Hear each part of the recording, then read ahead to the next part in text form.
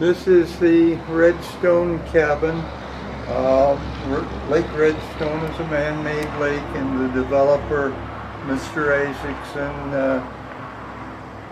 was able to talk to the people in one valley to sell all of their farms, and he built a dam, and there was a lake. This cabin was in the floodplains, and so he had it moved to our grounds so that people could see what an actual cabin looked like. We have here many kitchen items, a Maytag washing machine.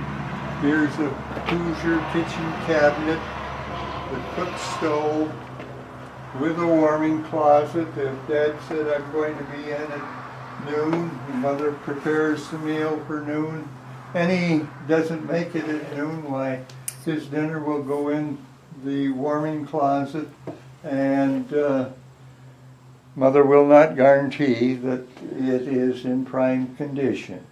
The stove has a reservoir. It has, these are the hot burners. If you needed to speed things up, you could take off one of the smaller sections and set your pan directly over the fire, and it would heat it up very quickly, but somebody would have a lot of scrubbing to do in getting that. The wood box, the kids were responsible to keep that full.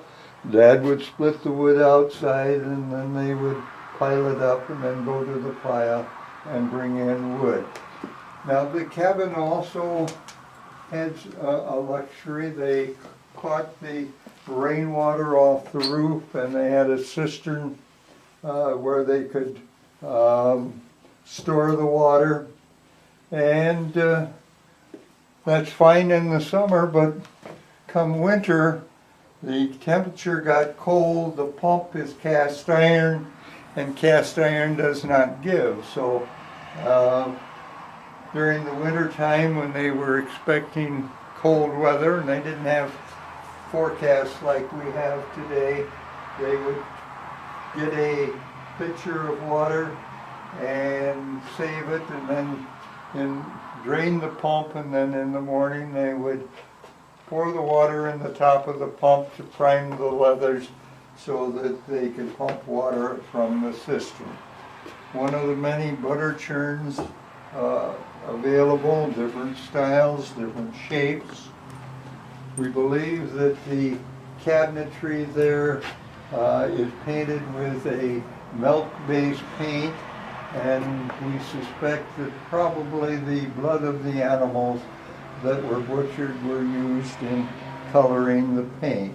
Again, a sewing machine, necessary things underneath the edge of the bed, because when it gets below zero, you're very reluctant to have to go to the bathroom and have to go down the path to the little house out and back. So if you could make your deposits in the china pot, it was much more warm, much more comfortable.